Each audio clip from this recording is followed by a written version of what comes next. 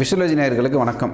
இன்றைக்கி நம்ம பார்க்க போகிற படம் வந்து நந்தா கிஷோர் ஈமணி இயக்கத்தில் நிவேதா தாமஸ், கௌதமி, பாக்கியராஜ் மற்றும் பலர் நடிப்பில் வெளிவந்திருக்கிற படம் 35 சின்ன விஷயம் இல்லை அப்படின்ற படம். இந்த படம் வந்து தெலுங்கில் வந்து சமீபத்தில் வெளியாகி நல்ல பேர் வாங்கியிருக்கு. அந்த படம் தமிழில் வந்து 35 சின்ன விஷயம் இல்லை அப்படின்ற டைட்டிலோடு வெளியே வந்திருக்கு. இந்த படத்தோடைய டைட்டிலை பார்த்து இது வந்து ஏதோ ஒரு அடல்ட் மூவி அப்படின்லாம் நினச்சிடாதீங்க. ரொம்ப ஒரு நல்ல படம் தான். படத்துடைய கதை என்னன்னு சொல்லிட்டு பார்த்தீங்கன்னா, நிவேதா தாமஸ் வந்து தன்னுடைய கணவர் மற்றும் 2 குழந்தைகளோட திருப்பதி மலையடி வாரத்தில் இருந்து வாழ்ந்துட்டு வராங்க.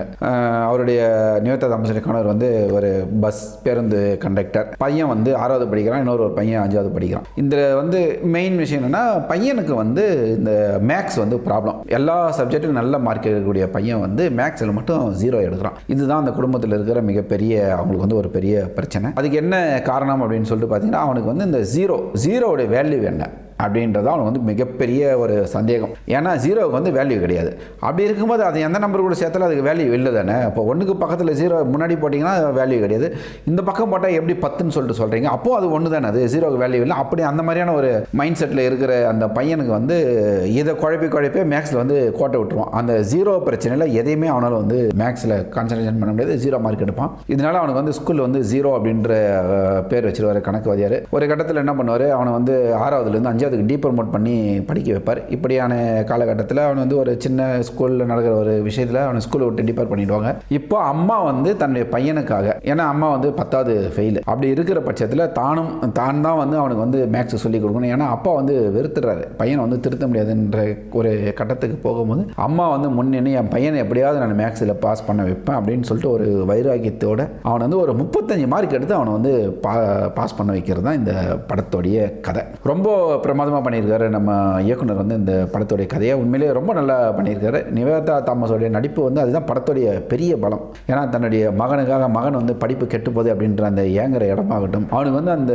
கணக்கை சொல்லி புரிய வைக்கிற விதம் வந்து ரொம்ப நல்லா பண்ணியிருப்பாங்க. அவன் வந்து 0 வந்து வேல்யூ இல்லைன்னு சொல்லிட்டு இருக்கும்போது தன்னுடைய ஃப்ரெண்ட்ஸுங்கெல்லாம் சேர்ந்து ஒரு பலம் வருது எனக்குன்னு சொல்லும்போது, அப்போ அந்த பலத்தை வந்து அந்த 0 கூட கம்பேர் பண்ணி, உனக்கு முன்னாடி எத்தனை பேர் நிற்கிறதுனால தானே நீ வந்து ஒரு பலசாலியாக நின்று இருக்கிற, இதுதான் 0டைய பலம் அப்படின்னு சொல்லும்போது அதை வந்து அவன் ஈஸியாக புரிஞ்சுக்கலாம். அந்த மாதிரியான ஒரு கேரக்டர் தான் நிவேதா தாமஸுடைய கேரக்டர். ரொம்ப பிரமாதமாக பண்ணியிருப்பாங்க. அதே மாதிரி அவருடைய நிவேதா தாமஸுடைய கணவராக நடிச்சிருக்கு. ரொம்ப ஒரு அந்த ஒரு மிடில் கிளாஸ் ஒரு அப்பாவா தன்னுடைய பசங்களுக்கு வந்து எது எப்போ கிடைக்கணுமோ அப்போ கிடைக்கணும், எல்லாமே எல்லா நேரத்திலுமே கிடைச்சிடக்கூடாது அப்படின்ற மாதிரியான ஒரு கேரக்டர். அதே மாதிரி பாசத்தில் ரொம்ப நல்லா பண்ணியிருக்கிறாரு. கௌதமி வந்து ஒரு 2-3 சீன் வராங்க, நிவேதா தாமஸுக்கு சப்போர்ட் பண்ணுற ஒரு கேரக்டர். பாக்கியராஜ் வந்து ஸ்கூலுடைய ஹெச்எம்மாக வராரு. இது எல்லாத்துக்கும் மேலே படத்தில் ஒரு கணக்குவாதியார் வராருங்க.